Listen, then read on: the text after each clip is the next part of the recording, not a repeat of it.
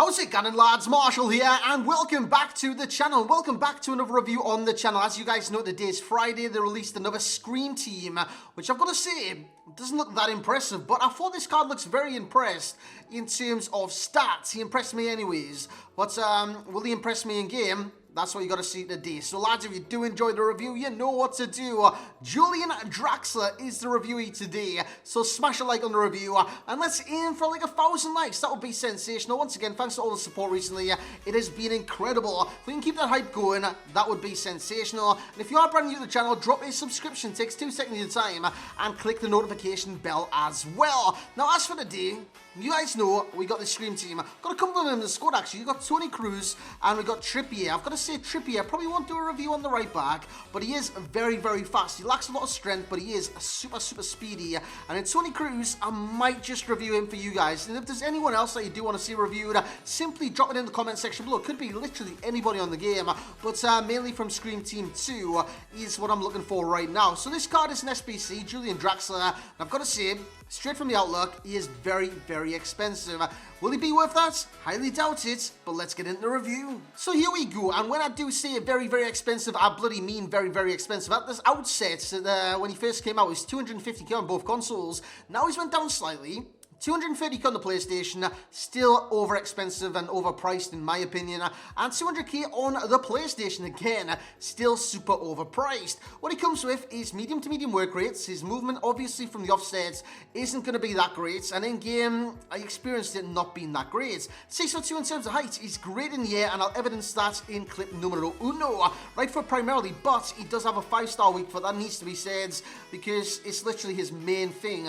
5-star weak foot, 4-star skills, and yeah, the height is great as well, especially when you couple the height, 6'2" with the jump and 94. That is incredible. The pace looks very, very, I don't know, very good, very average. It's 80 acceleration, which is good enough for a cam. Sprint speed 79.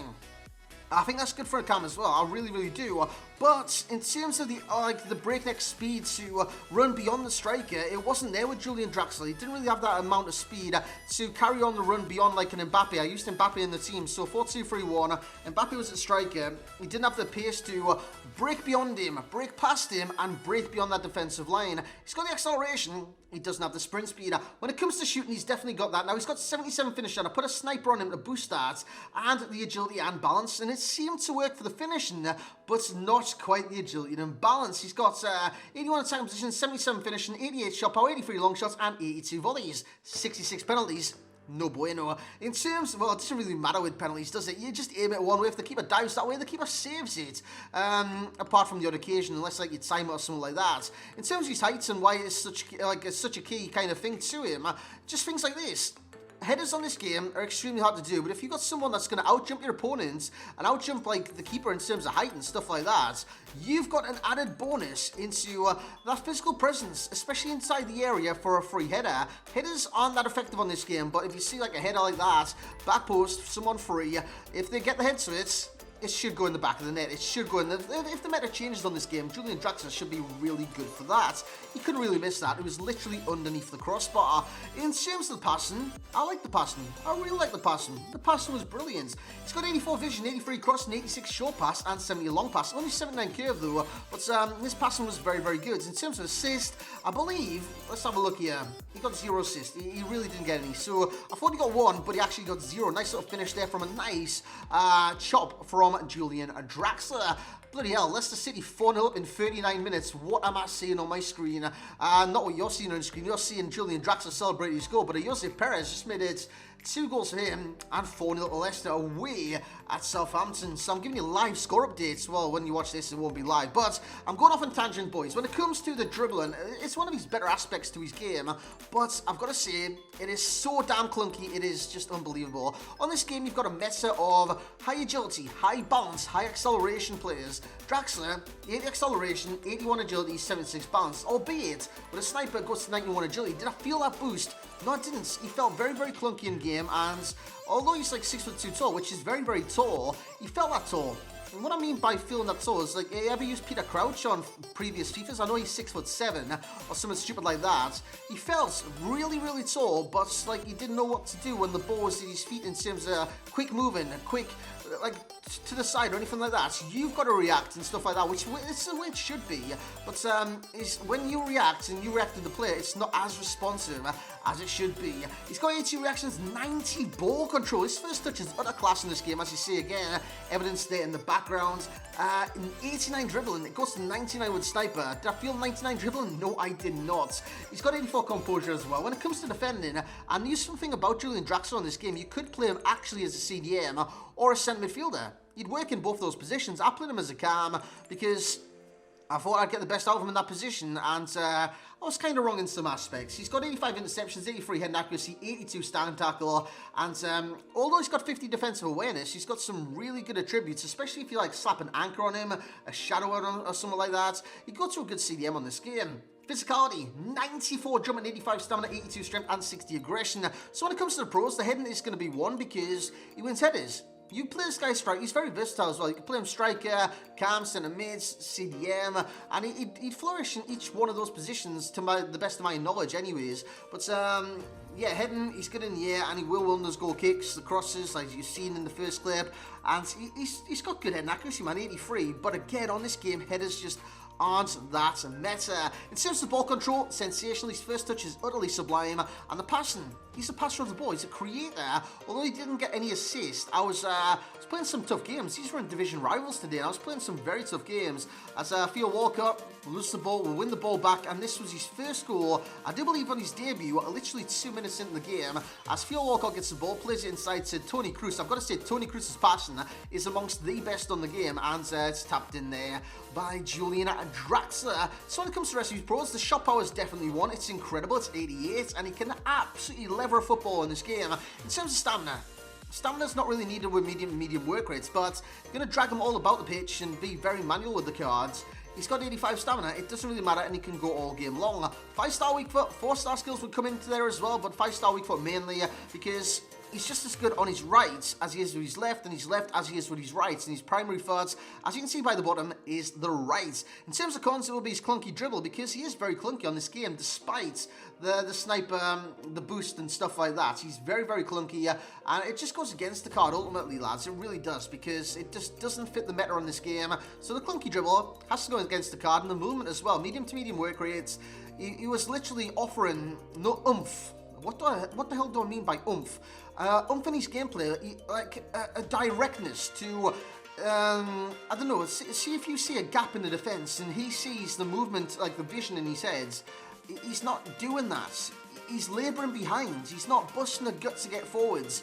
And that's what he lacks, especially for a cam in this game. So those medium and medium work rates will affect them going forward. So when it comes down to the overall rating with a Julian Draxler, what kind of rating am I going to give him, considering there's better cards in this game already? What do I mean by better cards?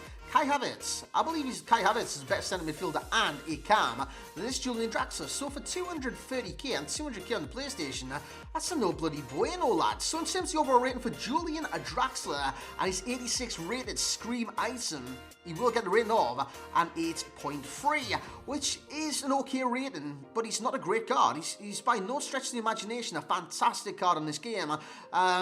He's an average, good, kind of great card, but he's not amazing. He's not amazing. He's really, really not. And when it comes to value of coins, 6.0, I think that justifies itself in the price. Look at Kai Havertz. Havertz's price is like 100k cheaper, something like that. Toni Kroos came out today. He's probably a better CDM than this Draxler, and I know that by using him. Honestly, it's 5-0 Leicester now, by the way, boys. 5-0 Leicester. It's the first half. I think Jamie Vardy just scored. So in terms of the value for coins, I think that's justified as well. 6.0 out of 10. The enjoyment is getting a 7.6. With the 4-star skills and 5-star weak foot, I thought I would have got a lot more enjoyment out of the card.